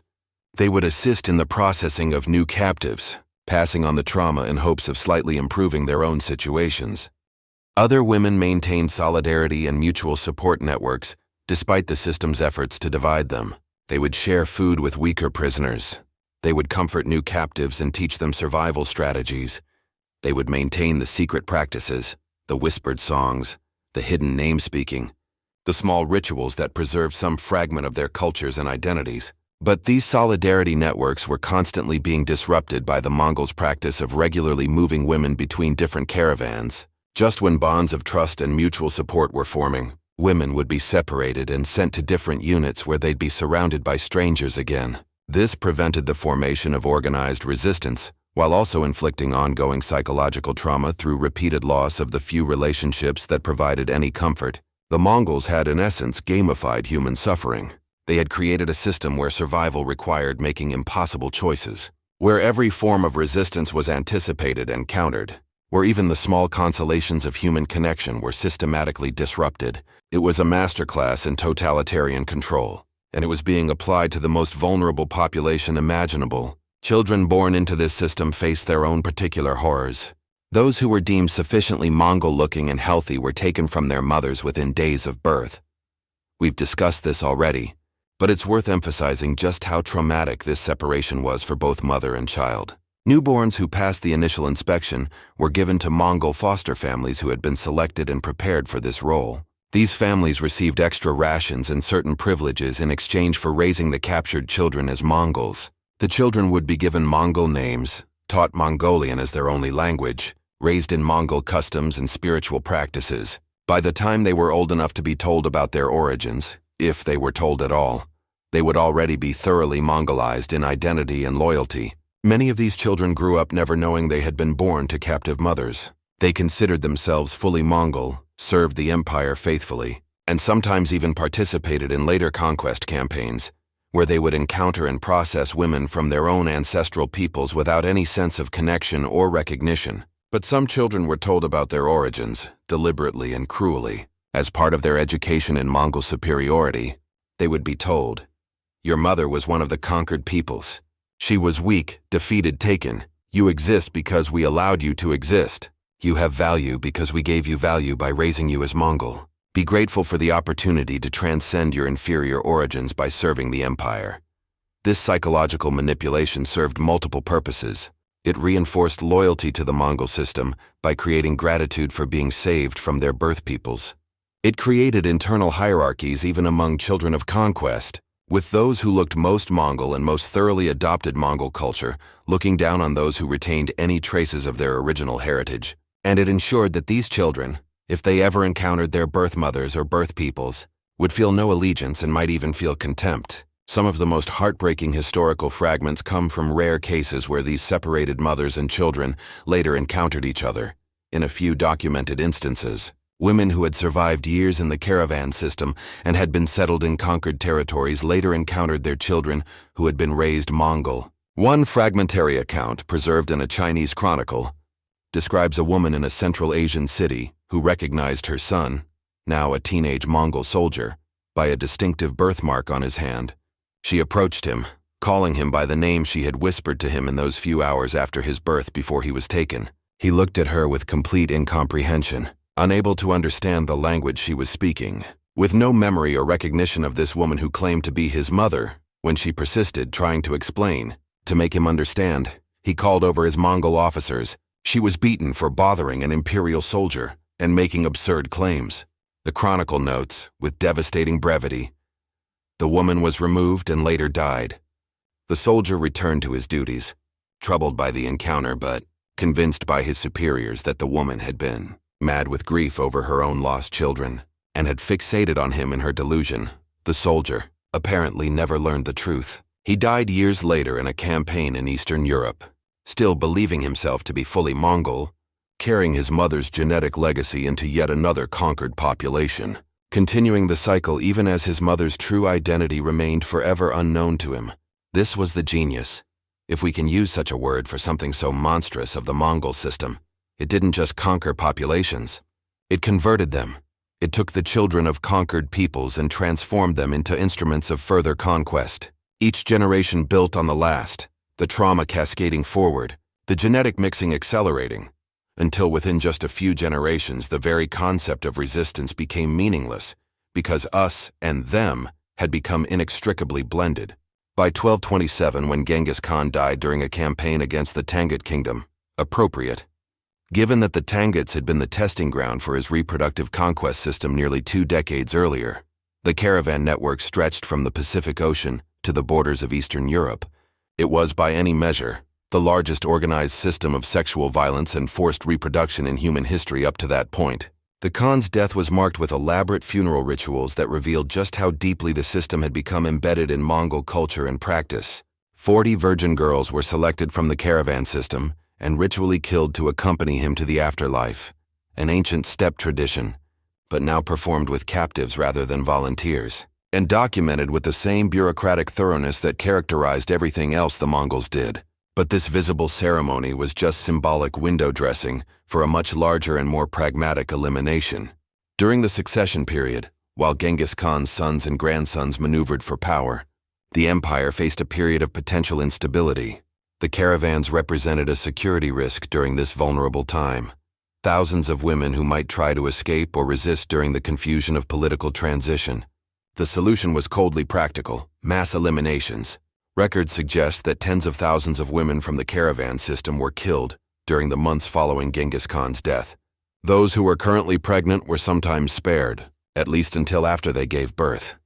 But women who were between pregnancies, those who were deemed too old or too worn out to be worth maintaining, those who had shown any signs of being troublesome, all of them were disposed of with industrial efficiency. The bodies were buried in mass graves, carefully arranged to maximize space efficiency.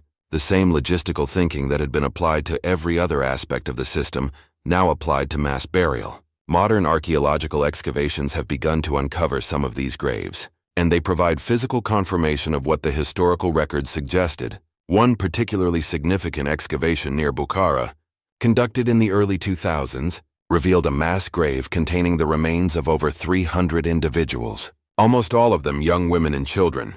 The skeletons showed evidence of chronic malnutrition, untreated injuries, and the physical stress of repeated pregnancies. Isotope analysis revealed that these women came from diverse geographical origins, some local to Central Asia, others from as far away as Eastern Europe, China, and the Middle East. The children in the grave presented their own heartbreaking story. Some were infants, suggesting they had been killed along with their mothers. Others were young children, perhaps 2 or 3 years old enough to have begun forming memories, to have some awareness of what was happening to them, the excavation report notes, with careful scientific language that doesn't quite hide the emotional impact. The positioning of several adult and juvenile skeletons suggests that in some cases, mothers died holding their children or attempting to shield them. Whether this positioning was deliberate or occurred during the killing process is impossible to determine definitively. DNA analysis of these remains has proven even more revealing. The maternal DNA shows diverse origins, confirming these women had been brought to Central Asia from various conquered territories. But the children's DNA tells a different story. Many show genetic markers consistent with East Asian ancestry that would have been rare or absent in the local population. Physical evidence of their mixed heritage resulting from systematic rape by Mongol soldiers. Some of these children were old enough that they should have been considered valuable to the empire, potential future soldiers or workers. But they were killed anyway during the succession crisis, suggesting that the political instability made the administrative burden of maintaining them outweigh their potential value. In the cold calculus of imperial logistics, they were expendable. Other archaeological sites across the former Mongol Empire continue to reveal similar graves. In Mongolia itself, in China, in Eastern Europe, in Persia, wherever the Mongol armies went, they left behind these silent witnesses, women and children buried in unmarked graves, their names erased, their stories lost, remembered now only as anonymous victims whose bones bear witness to systematic violence. Genetic studies have added another layer to our understanding. Chromosome analysis has famously shown that approximately 16 million men alive today carry genetic markers linking them to Genghis Khan and his immediate male relatives. But mitochondrial DNA studies, which trace maternal lineages, reveal something even more disturbing. Across the regions where the Mongol Empire operated its caravan system, there are significant gaps in maternal genetic continuity. Local maternal lineages that should have persisted, that had persisted for thousands of years before the Mongol conquests, show sharp bottlenecks or complete extinctions during the 13th century. Meanwhile, maternal lineages from distant regions suddenly appear in populations where they had no previous presence. What this means, translated into human terms, is that the Mongol system didn't just add their own genetics to local populations. It actively replaced existing genetic lineages. Women from local populations were killed or worked to death without producing surviving children, while women imported from other conquered regions were forced to bear the children who would carry forward the genetic legacy of those areas. The scale of this genetic disruption suggests that in some regions, the majority of the pre-Mongol female population was simply eliminated and replaced. Entire maternal lineages that had existed for millennia were erased within a single generation. It represents a form of genocide so thorough that it's literally visible in the DNA of modern populations. And yet, despite the overwhelming evidence, both historical and genetic, this aspect of the Mongol conquests remains relatively unknown outside academic circles. Ask most people what they know about Genghis Khan and the Mongol Empire, and they'll talk about military tactics, about the Silk Road, about cultural exchange and religious tolerance, all of which are true. The Mongols were indeed innovative militarily. They did facilitate trade and cultural exchange. They were relatively tolerant of different religions compared to many other empires of their era.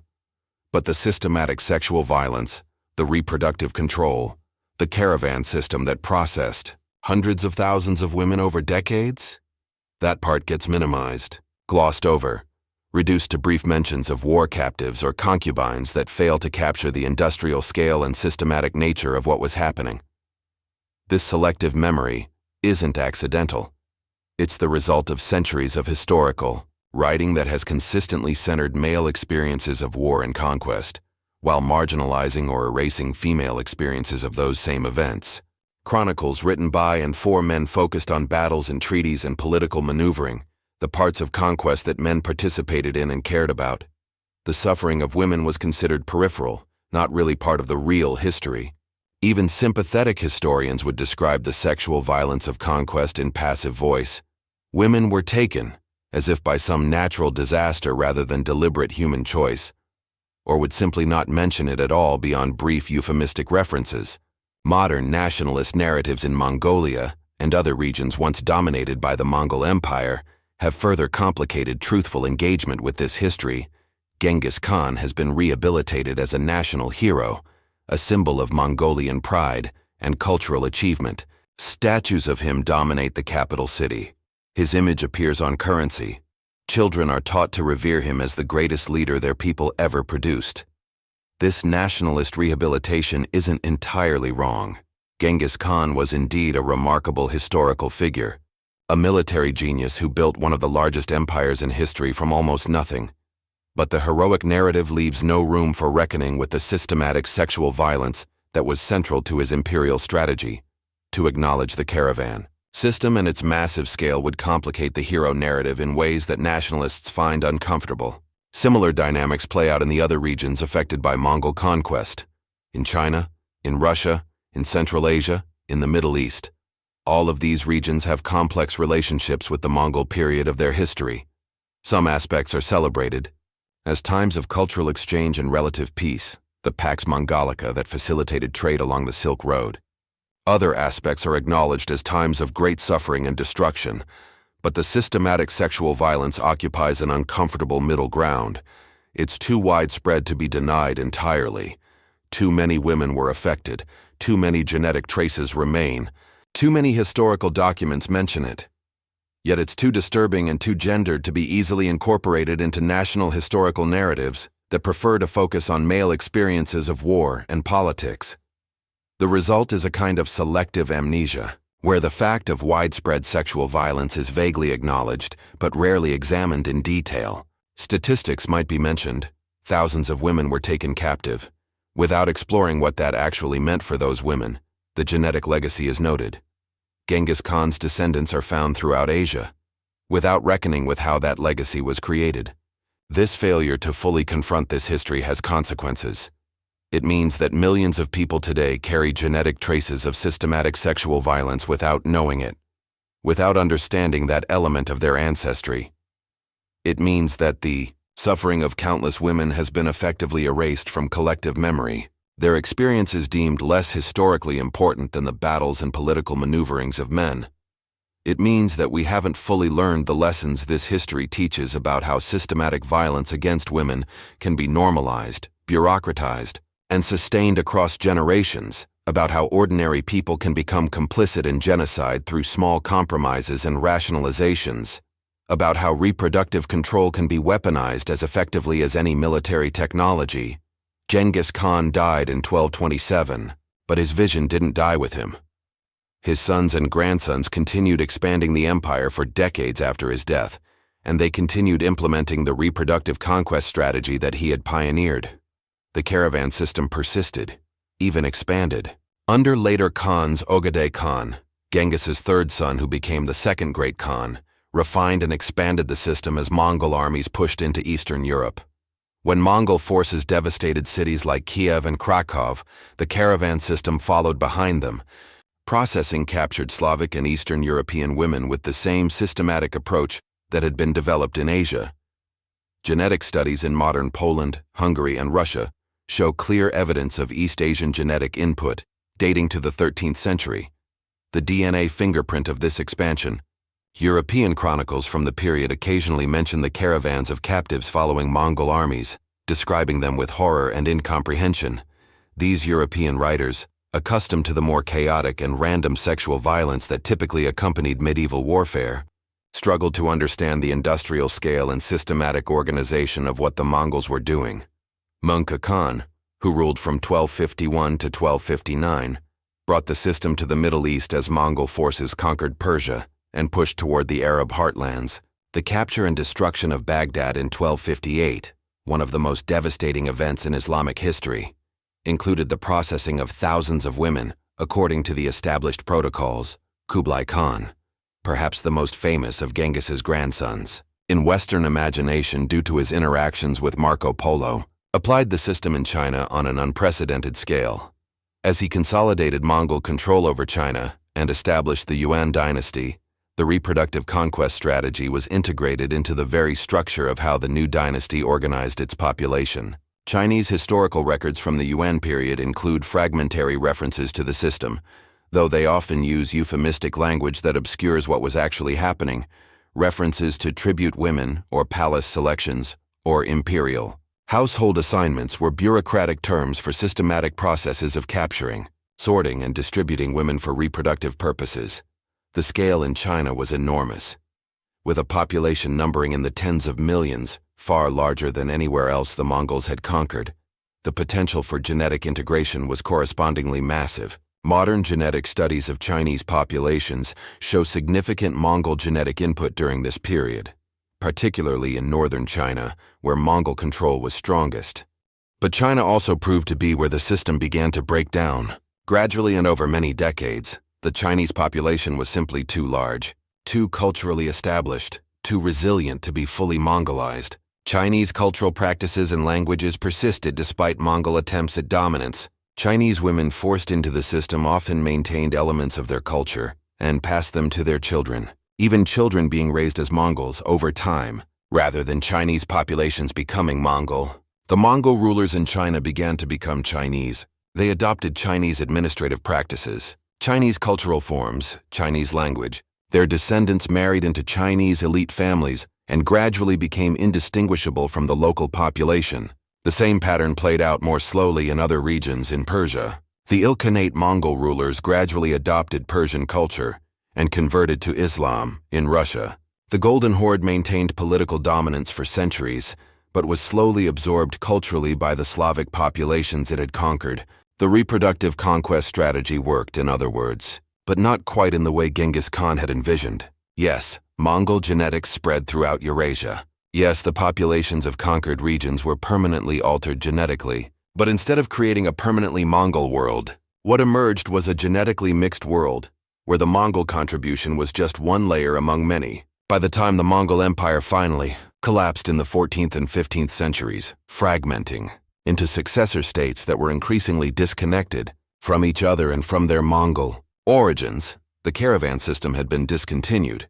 Partly this was because the empire was no longer expanding and conquering new territories. Partly it was because the system required substantial resources and administrative capacity that the declining empire could no longer sustain. But partly it seems there was also growing discomfort with the practice even among Mongols. As Mongol rulers became more settled, more civilized in the traditional sense, more influenced by the cultures they had conquered, the brutal pragmatism that had characterized earlier generations began to seem increasingly barbaric even to them. Documents from later Yuan dynasty China include Confucian scholars criticizing the practice of systematic sexual violence, calling it unworthy of a civilized empire. Some of these scholars were themselves of mixed Mongol-Chinese ancestry, descendants of the very system they were now condemning.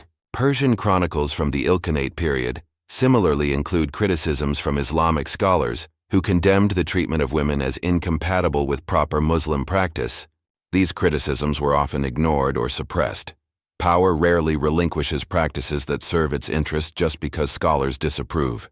But they indicate a slowly shifting moral landscape where what had once been unremarkable imperial policy was beginning to be recognized as unconscionable systematic violence.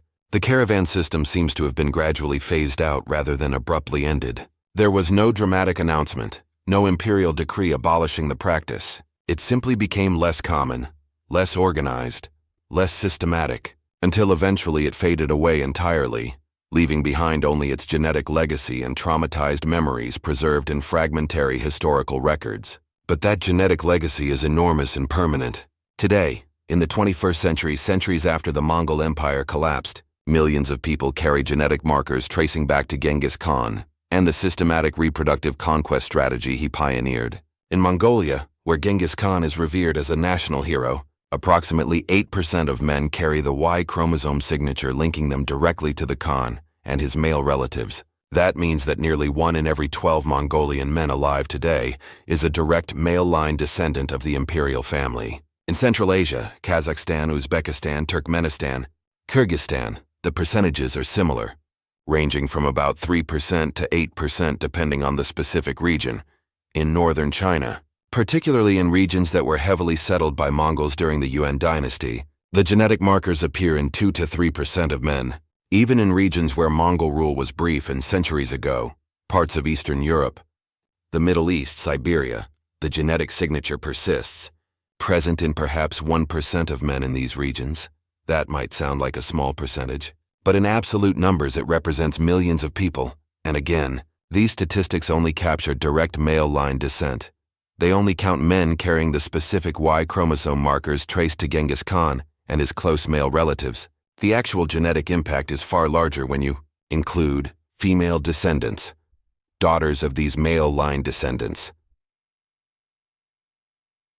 Maternal genetic contributions from all the women who were forced into the system. Genetic material from other Mongol men besides the Khan and his close family. The descendants of all these groups across multiple generations. When you account for all of these factors, the number of people today who carry some genetic legacy from the Mongol reproductive conquest system likely numbers in the hundreds of millions, perhaps approaching 1 billion people when you include all the regions affected and count all forms of genetic contribution, rather than just the narrow direct male line descent. Think about what that means. 1 in every 8 humans alive today may carry genetic material that traces back to systematic sexual violence in the 13th and 14th centuries. That's not a metaphor or an exaggeration. It's a literal genetic reality, measurable in DNA, written into the species. And most of those people have absolutely no idea.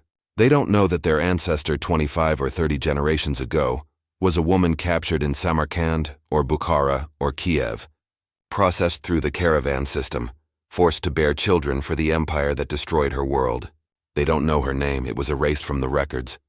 They don't know her story. It was never written down except in the most clinical bureaucratic terms. What they do know, if they do genetic testing or trace their ancestry, is that they have some Central Asian or East Asian genetic markers that seem unusual or unexpected given their family history. They might know they have some distant Mongol ancestry, but the context of how that ancestry came to be, the systematic violence and reproductive control that created those genetic connections, remains invisible to them. This invisibility is itself a kind of ongoing harm. It means these descendants carry the genetic legacy of trauma without understanding its source. It means the women who suffered through the caravan system remain nameless and voiceless, even to their own descendants. It means the system's architects achieved a final victory, not just genetic spread but historical erasure, not just conquest but forgetting. The archaeological evidence continues to accumulate as excavations across the former Mongol Empire uncover more mass graves, more evidence of systematic violence, more physical traces of what the historical records described. Each excavation adds detail to our understanding of how the system operated, what it did to the women it processed, how it shaped the genetic landscape of entire continents. But the most powerful evidence is genetic, because it's the one form of evidence that can't be erased or edited or conveniently forgotten. DNA doesn't lie. DNA doesn't fade away. DNA carries the truth forward across generations, whether we want to acknowledge it or not. Every genetic study that traces modern populations back to Mongol ancestry is, in a sense, a testimony to what happened. Every person who discovers they carry these genetic markers is, whether they know it or not, connected to this history.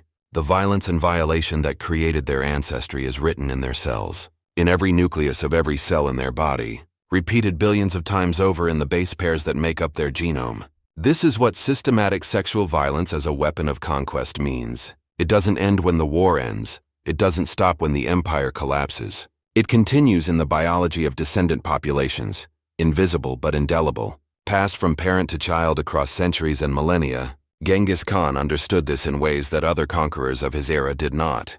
He understood that the most permanent conquest isn't of territory. Territory can be lost. It isn't of treasure. Treasure can be spent. It isn't even of populations through force and fear. Populations can rebel. The most permanent conquest is genetic, biological, inevitable. If you can control reproduction itself, if you can systematically alter the genetic composition of conquered populations, you don't need permanent garrisons. You don't need ongoing military occupation. You don't need to constantly suppress rebellions. Within 2 or 3 generations, the conquered peoples will carry your genes, and that conquest can never be undone. They can reclaim their independence, revive their cultures, reestablish their languages. but they can never erase the genetic legacy of conquest. It becomes part of who they are at the most fundamental biological level. This was Genghis Khan's true genius, his most lasting achievement and his greatest crime. Not the battles he won, or the cities he conquered, or the empire he built. Those are historical events, remarkable but ultimately transient. His lasting legacy is genetic. Millions of people alive today who exist because of systematic sexual violence perpetrated centuries ago.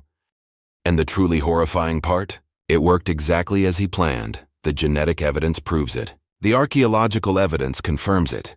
The historical records document it. The system that he designed, the protocols that he established, the bureaucracy that he built, all of it functioned efficiently for decades after his death, processing hundreds of thousands of women, producing uncountable children, spreading Mongol genetics throughout Eurasia. In the coldest possible calculus, it was successful, which means we have to confront an uncomfortable truth.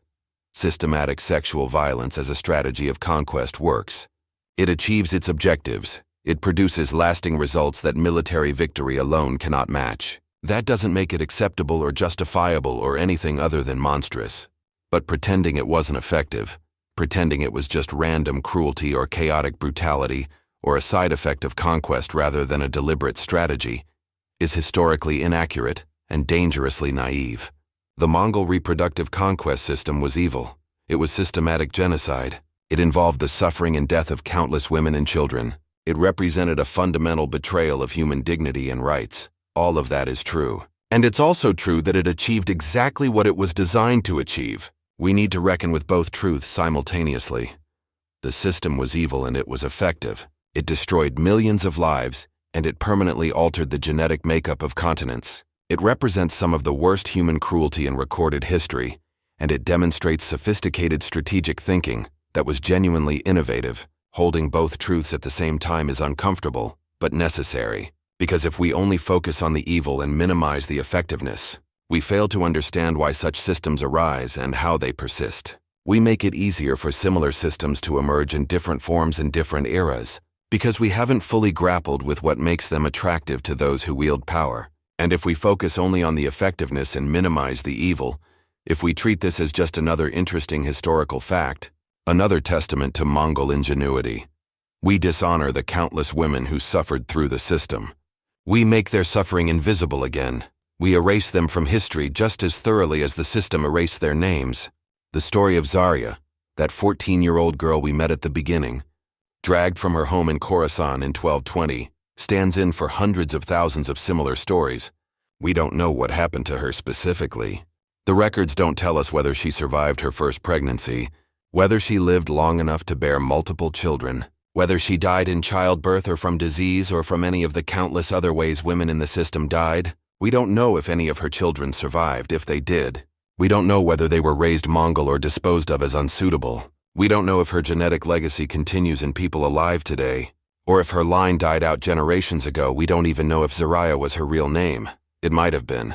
Or it might just be the kind of name a girl from that region and era might have had. A placeholder standing in for all the real names that were erased from history, but we know she existed. We know thousands like her existed. The records are clear about the numbers even when they're vague about individual stories. And we know, because the genetic evidence tells us, that many of their children survived and had children of their own, and continued the lines forward to the present day. Somewhere, someone alive today is Zarya's descendant. They don't know it. They'll never know it.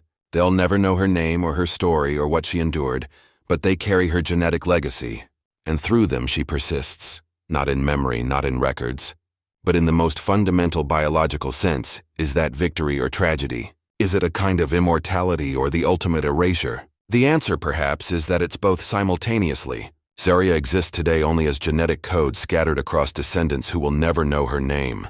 Her story is lost. Her voice is silenced. Her name is forgotten, and yet she persists molecularly, invisibly, indelibly.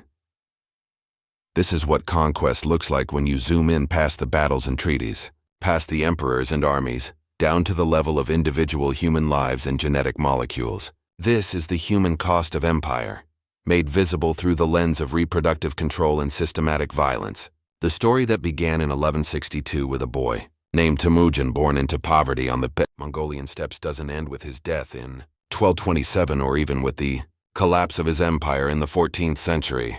It continues in the bloodlines of millions, in the archaeological evidence still being unearthed, in the genetic studies that keep revealing new dimensions of the system's scope and impact. It continues in the collective trauma that shaped cultures and behaviors in ways we're only beginning to understand. Researchers studying intergenerational trauma are discovering that the effects of systematic violence can persist across multiple generations, not just through cultural transmission, but potentially through epigenetic changes, modifications to how genes are expressed that can be passed from parent to child. The descendants of Mongol conquest may literally carry the biological traces of that trauma in their genetic expression patterns. In addition to the genetic sequences themselves, the fear and suffering of women in the caravan system may have left molecular traces that echo down through their descendants' lives in ways we're only beginning to measure and understand. This isn't metaphorical. This is actual biology. The violence of the 13th century may be affecting the health and stress responses of people in the 21st century. Mediated through genetic and epigenetic inheritance, we've only recently developed the tools to study, which means that reckoning with this history isn't just about understanding the past. It's about understanding the present. It's about recognizing that systematic violence doesn't end when the violence stops. It cascades forward through time, carried in bodies and genes and inherited trauma, affecting people who have no idea they're connected to these events. The Mongol Empire built palaces and roads and fostered trade and cultural exchange. All of that is true and important. But they also built an industrial system for processing women as reproductive assets. And that system's effects continue to this day in ways both visible and invisible. This is the untold story of Genghis Khan, not the military genius or the empire builder. Those stories have been told many times. This is the story of conquest as genetic warfare, of wombs as battlefields, of children as weapons, of systematic sexual violence refined into policy and implemented with bureaucratic efficiency. This is the story that makes people uncomfortable, that challenges nationalist narratives, that complicates hero worship, that forces us to confront questions about how we remember history and whose experiences we center in that remembering. And this is a story that needs to be told, because it's true, because hundreds of thousands of women experienced it, because millions today carry its genetic legacy, because systematic sexual violence as a weapon of conquest didn't begin with the Mongols and didn't end with them. And until we fully confront and understand how such systems work and why they're effective, they will continue to emerge in new forms with new populations and new victims. The bodies of women have been battlefields throughout human history. The Mongol caravan system was just the most organized, most systematic, most thoroughly documented example. But the underlying dynamic, reproductive control as a strategy of conquest, is ancient and ongoing. If we can look at the Mongol example clearly, without romanticizing or minimizing, without turning away from the uncomfortable truths it reveals, we might finally understand something fundamental about how power operates, how violence perpetuates itself, how systematic cruelty becomes normalized, and how genetic legacy can be weaponized. And perhaps, just perhaps, understanding fully what happened in those caravans 800 years ago might help us recognize and resist similar systems when they emerge in our own time, wearing different names but operating on the same fundamental principles. That would be in some small way a victory snatched from tragedy. Not redemption. There is no redemption for suffering on this scale, but meaning, purpose. A reason why these stories must be told even when they're painful to tell and painful to hear. The women of the Mongol caravan system are gone. Their names are mostly lost. Their voices are mostly silenced. But their genetic legacy remains, carried forward in millions of living people. And if telling their story, however incompletely, however inadequately, helps us understand and prevent similar atrocities in our time, then perhaps their suffering hasn't been entirely meaningless. Perhaps that's the only form of justice available to us now. Not punishment for the perpetrators, long dead, or compensation for the victims, equally beyond reach, but remembering, bearing witness, refusing to let their stories be erased, insisting that they mattered, that what happened to them matters, that their suffering and their strength and their endurance deserve to be acknowledged even centuries later. This is why we tell difficult histories. This is why we don't look away from the uncomfortable truths. This is why we center the experiences of victims, even when the victors wrote the chronicles. Because every person who suffered deserves to have that suffering acknowledged. Because every system of oppression that's been forgotten is a system that can emerge again. Because remembering is the bare minimum we owe to the dead. and learning from their experiences is the only way we honor their suffering. The Mongol caravan system existed. It was real. It processed hundreds of thousands of women. It changed the genetic makeup of continents. It demonstrated that systematic sexual violence can be organized, bureaucratized, and sustained across decades. It worked exactly as designed. These are facts, not opinions. They're supported by historical documents, archaeological evidence, and genetic studies. They're as certain as any historical knowledge can be. And now you know. Now you carry this knowledge. The question is, what will you do with it? Will you share it, helping to bring these hidden stories into wider awareness? Will you let it inform how you think about conquest and empire and power? Will you recognize similar patterns when they emerge in contemporary contexts? Or will you let this story fade back into obscurity, another uncomfortable truth that's easier not to think about? The choice is yours, but remember, those women in the caravan system didn't have choices. They didn't get to decide whether to participate in history or ignore it. History was done to them, violently and systematically, and they endured it because they had no alternative. We at least have the privilege of choice. We can choose to remember or forget, to engage or ignore, to learn or dismiss. That privilege, the privilege of choosing our relationship to this history, is built on the suffering of people who had no such privileges. Use it wisely. Use it responsibly. Use it to ensure that the women who died nameless in those caravans are not forgotten completely, and that the system that destroyed them is never allowed to re-emerge in some new form with some new population of victims. That's not redemption, but it might be the closest thing to justice that's still available to us. All these centuries later, remember, bear witness, refuse erasure, learn and act accordingly. Because those who don't learn from history aren't just doomed to repeat it, they're doomed to never know it happened at all.